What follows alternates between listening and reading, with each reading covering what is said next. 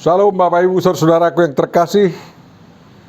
Sekarang kita akan merenungkan firman yang tertulis dari Alkitab, yakni Evangelium tanggal 13 Desember 2020. Saudara-saudara, bagi yang ingin mendapat pemahaman yang lebih baik tentang kabar baik ini, silahkan dengarkan sampai akhir khotbah ini, dan kemudian subscribe, bunyikan loncengnya, bagi-bagikan kepada semua orang yang Anda kenal, yang Anda punya WA, dan itu menjadi partisipasi Anda dalam ikut memberitakan Injil yang akan berbuah di tengah kehidupan umat manusia.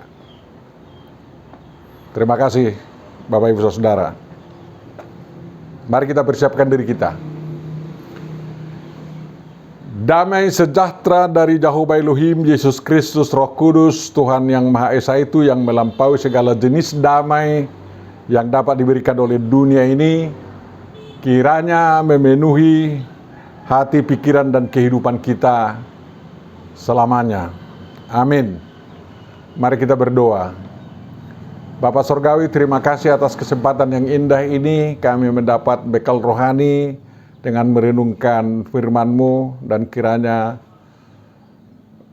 apa yang kami dengar sebagai penjelasan dari firman itu akan menjadi modal kekuatan iman kami dalam mengarungi kehidupan ini, sehingga kami ikut bersama Engkau dalam pembangunan kerajaan surgawi yang datang di bumi.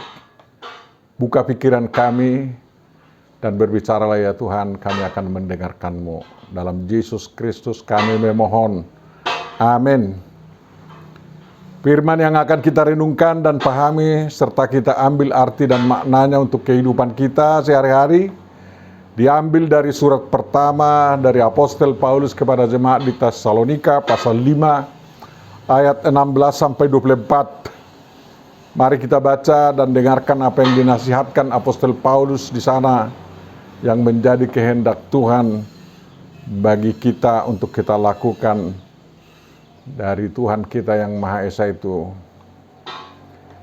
Bersukacitalah senantiasa. Demikian Paulus.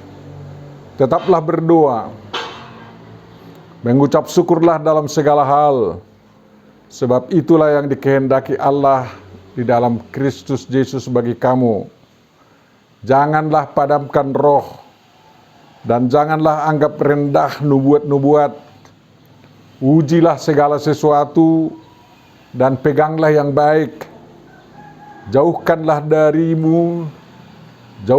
dirimu dari segala jenis kejahatan.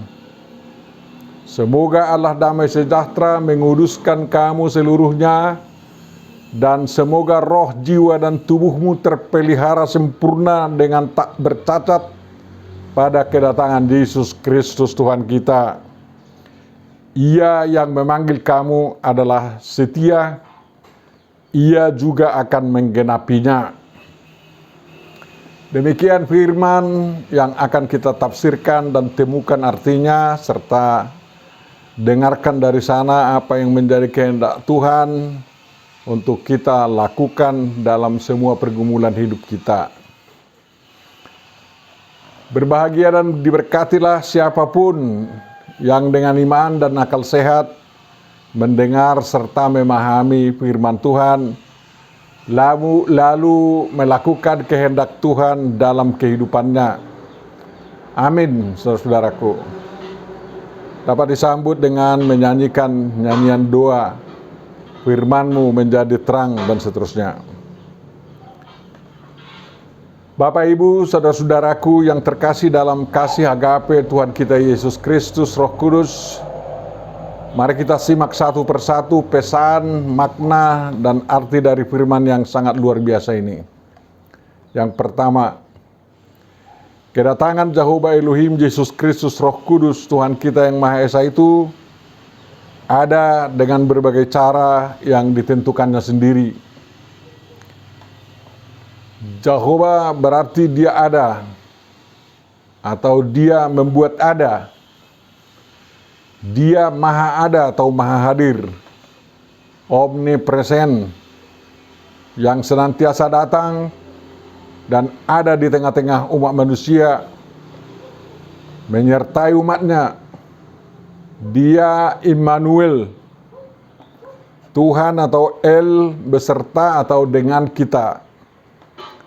Di minggu Advent ini diingatkan kepada kita tentang kemahahadirannya, penyertaannya, pendampingannya, agar kita senantiasa siap dan selalu menyesuaikan diri kepada kehendak-Nya.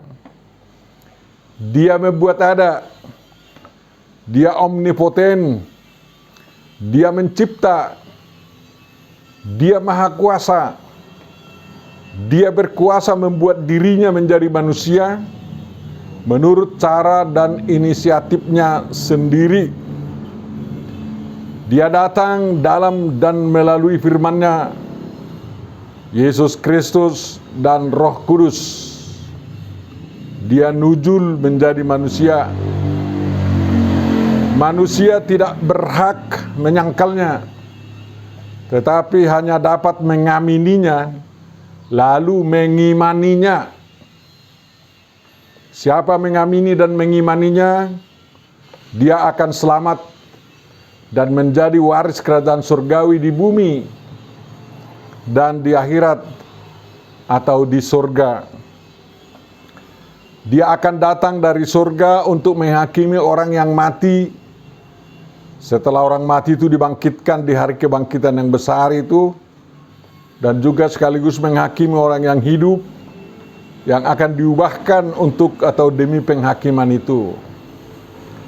Jehovah, Yesus Kristus, Roh Kudus, Tuhan kita yang Maha Esa itu yang menjadi hakim untuk persiapan manusia menyongsong itu, melakukan apa yang dikatakan Apostel Paulus.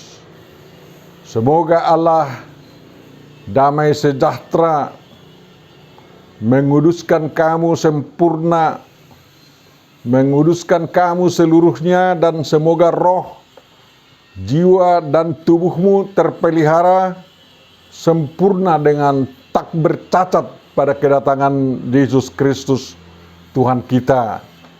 Demikian dalam satu ayat di perikop kita 1 Tesalonika 5 ayat 23. Ini berlaku untuk menyambut Yesus yang datang setiap saat bersama kita, dan juga yang datang dalam diri Yesus Kristus, dan juga yang akan datang dalam Maranatha. Perlu roh, jiwa, dan tubuh kita terpelihara sempurna dengan tak bercacat sepanjang hidup kita. Tetapi ini berlaku juga, sebagaimana saya katakan, untuk menyambut Tuhan yang Immanuel, yang firman-Nya nuzul menjadi manusia, dan yang Maranatha. Doa dan harapan saya bahwa setiap orang yang membaca dan mendengar khotbah ini mau dan sudah dikuduskan, dan roh, jiwa, serta tubuhnya terpelihara sempurna dengan tidak bercacat pada kedatangan Jehovah Elohim, Yesus Kristus, Roh Kudus, Tuhan kita yang Maha Esa itu. Yang kedua, Bapak Ibu Saudara, Apostel Paulus menyebutkan sedikitnya ada 10 perilaku yang saling berentetan menunjukkan kesiapan pengikut Yesus bersama Jehovah, Yesus Kristus, Roh Kudus, Tuhan yang Maha Esa itu yang datang itu. Yakni 1, bersukacita, 2, berdoa, 3, mengucap syukur, 4, tidak memadamkan roh atau membiarkan roh itu tetap menyala. Yang kelima, tidak menganggap rendah nubuat-nubuat, yang berarti menghargai nubuat yang benar. Yang keenam, menguji segala sesuatu. Yang ketujuh, memegang yang baik. Yang kedelapan, menjauhkan diri dari segala jenis kejahatan. Yang kesembilan, mau dikuduskan. Dan yang ke-10, roh, jiwa, dan tubuh terpelihara sempurna dengan tidak bercacat. Mari kita simak satu persatu poin demi poin hal yang ke-10 ini. Yang pertama dikatakan bahwa bersukacita atau hairete itu senantiasa, pantote, bisa diartikan juga dalam segala hal. Mungkinkah bersukacita waktu menderita? Tidak adakah waktunya untuk bersedih atau berduka cita? Orang yang melihat ada harapan di balik duka cita, orang itu dapat bersukacita. Bersukacita artinya gembira, gembira ria, betul-betul merasa senang. Manusia tidak perlu berhenti di dalam duka cita, tetapi harus keluar dari duka cita, sehingga duka itu berganti dengan suka. Pengikut Yesus Kristus senantiasa bersukacita sewaktu mengalami penderitaan, kalau dia memahami dirinya yang menderita itu sedang mengikut Tuhan Yesus Kristus yang menderita, dan dalam penderitaan Kristus itu dia turut memikul derita tersebut. Hanya ada satu alasan bagi pengikut Yesus untuk bersedih, untuk berduka cita, yakni kalau pengikut Yesus kena hukuman karena kejahatannya dan karena dosa yang dilakukannya. Misalnya sekarang ini kita berduka cita dan kita pengikut Yesus Kristus pantas bersedih karena ada menteri dari kalangan kita yang diharapkan menjadi orang yang paling jujur, menjalankan tugas dan dalam menggunakan anggaran negara, padahal menjadi orang yang paling korup di masa pandemi COVID-19 dan di dalam suasana ekonomi Indonesia yang sedang resesi, sehingga dia diancam hukuman mati kan, kita sedih itu. Itu bukan penderitaan karena mengikut Kristus. Poin yang kedua, berdoa. Doa adalah napas iman dan ungkapan hati di hadirat Tuhan. Berdoa itu perlu terus-menerus dengan tiada henti. Kata tujuannya adiale iptos. Bagaimana bisa mengerjakannya? Apakah sepanjang waktu pengikut Yesus harus komat kamit mengatakan doanya? Tentu saja tidak. Kalau terus komat kamit di simpang-simpang jalan, di rumah, di dapur, nanti dibilang orang kan itu sudah gila. Berdoa tanpa henti berarti membuat seluruh lika-liku hidup, bahkan setiap tarikan nafas pengikut Yesus itu merupakan doa. Hidupmu adalah doamu. Hidupmu itulah doamu. Demikian dikatakan pengikut Yesus Kristus. Itulah hidup yang punya tujuan yang pasti dan diisi dengan segala kebaikan dan kasih yang berguna bagi dirinya, bagi sesamanya, dan bagi Tuhan, sehingga hidup yang sedemikian penuh harapan. Harapan itulah doa. Poin yang ketiga, doa yang demikianlah yang berisi syukur. Tepat ajakan apostol Paulus agar pengikut Yesus Kristus bersyukur dalam segala hal. En panti uharistete. Syukur itu muncul dari diri seseorang kalau orang itu menyadari arti dan makna dari apapun yang terjadi dalam hidupnya dan apapun yang dihasilkannya, lalu terus-menerus bergerak maju membangun kehidupannya. Misalnya kalau dia ada mengalami penderitaan, dia bisa bersyukur. Tuhan, saya bersyukur karena saya mengalami derita ini sehingga iman saya semakin dikuatkan begitu. Dan saya beroleh pelajaran yang sangat berharga dari Tuhan. Itu syukurnya misalnya. Doa yang berisi syukur itu sesuai dengan kehendak Tuhan Yesus Kristus, Roh Kudus. Karena Hal itu menunjukkan bahwa pengikut Yesus Kristus masih punya rencana dan pengharapan, serta masih bersemangat untuk hidup dan berkarya demi kebaikan umat manusia. Perilaku yang keempat, orang yang masih semangat untuk membangun kehidupan, berdoa dan bersyukur adalah orang yang rohnya masih menyala-nyala dan membuka dirinya kepada roh Tuhan yang menyemangatinya. Roh Tuhan yang membackup orang percaya harus dibiarkan terus mendampingi orang percaya dan tidak menutup pintu untuk roh Tuhan yang hadir. Itu artinya tidak memadamkan roh, tapi membiarkannya menyala. Perbuatan yang kelima, nubuat-nubuat yang benar diyakini sebagai karya roh Tuhan yang menghinggapi seorang dari pengikut Tuhan Yesus Kristus, lalu menyampaikan hal-hal yang dianggap sebagai kehendak Tuhan.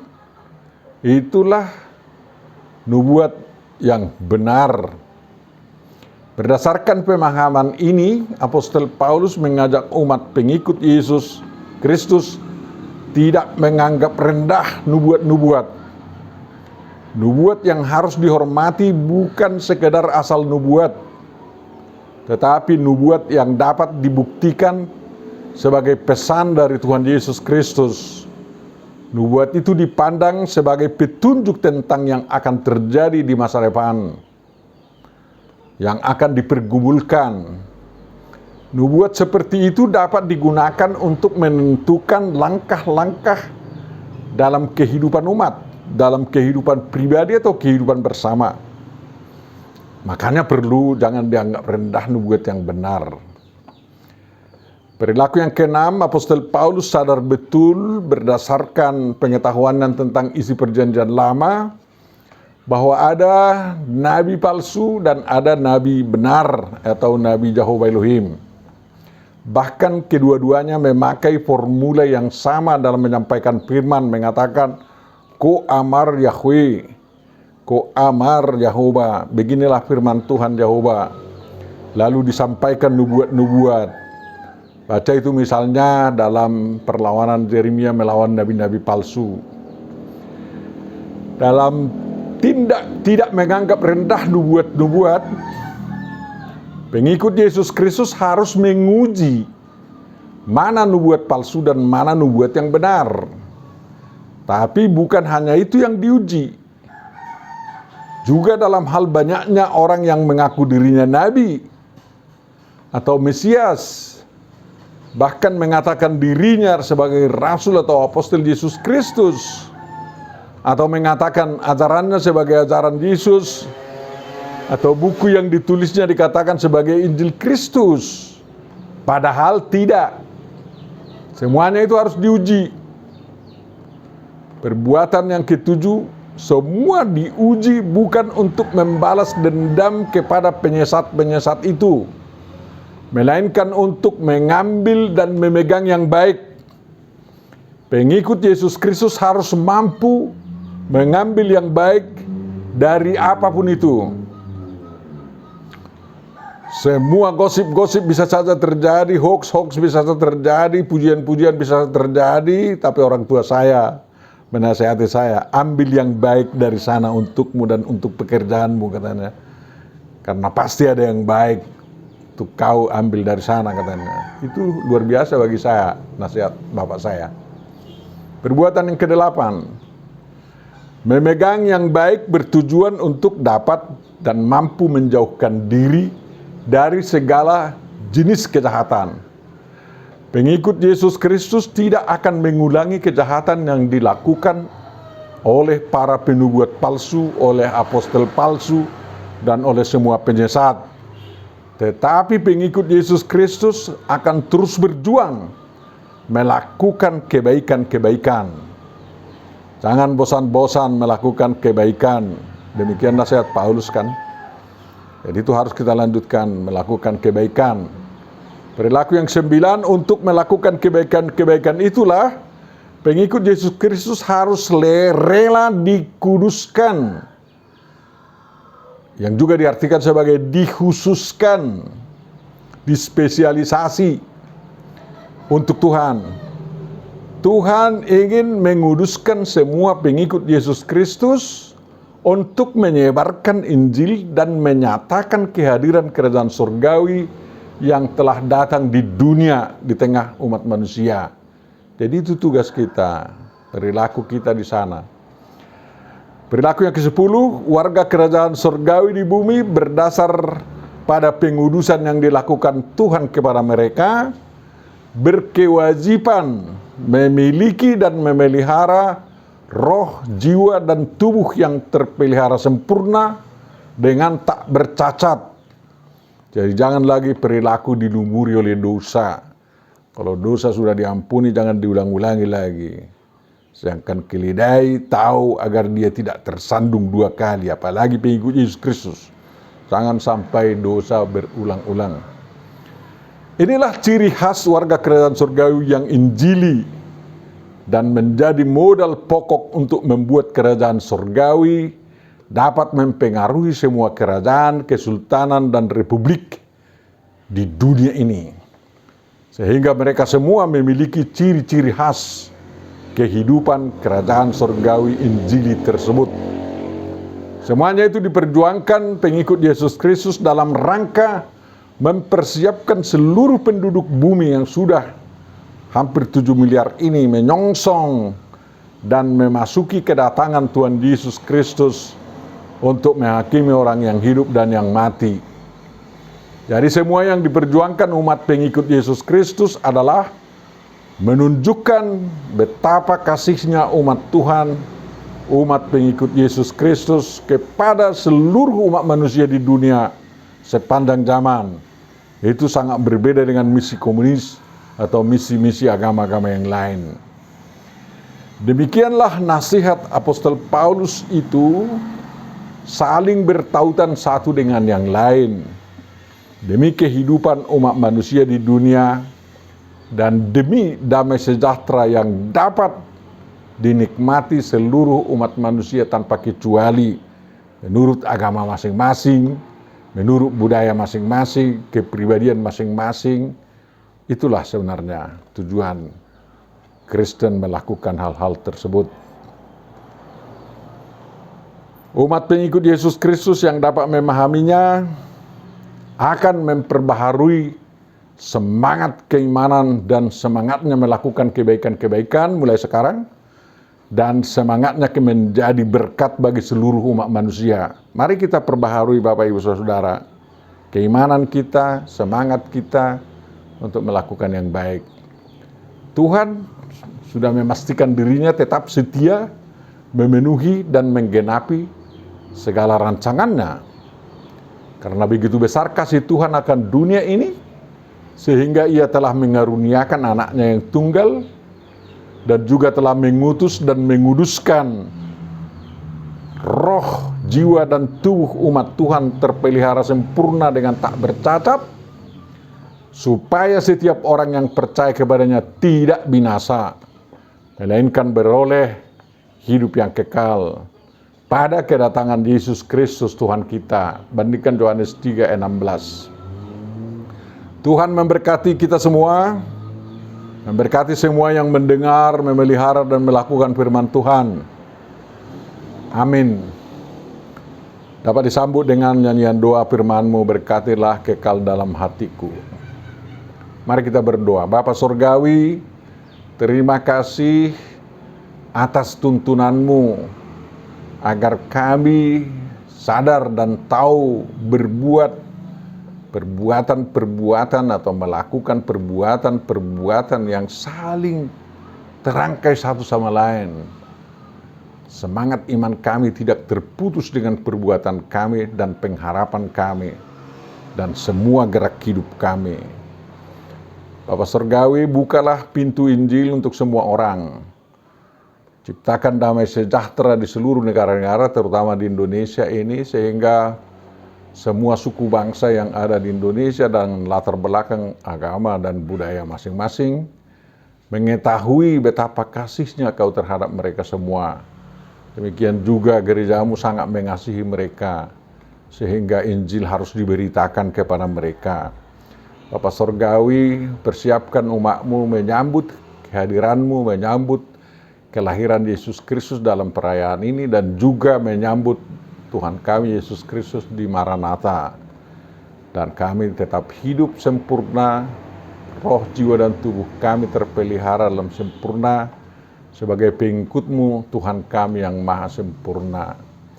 Semua saudara-saudara kami yang masih sedang sakit oleh karena penyakit apapun, terutama oleh karena pandemi COVID-19 ini, tolong Tuhan sembuhkan mereka semua. Kami dengar sudah ada sebagian vaksin COVID-19 yang tiba di Indonesia.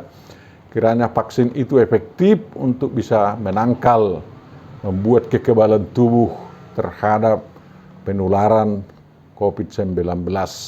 Berkatilah vaksin-vaksin itu yang sudah tiba di Indonesia maupun yang akan tiba lagi di Indonesia. Dan kiranya jadilah kerjasama bangsa kami, negara kami dengan negara-negara produsen vaksin itu, dan kiranya hikmat-Mu juga Kau curahkan kepada ahli-ahli di Indonesia yang agar berhasil membuat vaksin merah putih yang direncanakan itu, agar jangan hanya omong kosong aja, tapi benar-benar dapat kami hidup sejahtera dalam hidup normal. Kau tahu Tuhan, COVID-19 sedang melanda daerah Toba sekarang. Ampunilah dosa-dosa orang-orang Batak Toba yang Kristen itu, yang mungkin lalai menjaga jarak, memakai masker, dan juga memelihara kekebalan tubuhnya, dan betul-betul lalai untuk tanggung jawabnya untuk mencegah penularan itu di dalam pesta-pesta yang mereka lakukan. Berikan kesungguhan hati bagi umat-Mu di Toba semua Tuhan, agar mereka betul-betul berpartisipasi untuk mencegah penularan COVID-19 itu. Bapa Sorgawi, ampuni dosa-dosa kami Bapa, di dalam Yesus Kristus sempurnakanlah doa kami dan kabulkanlah. Amin.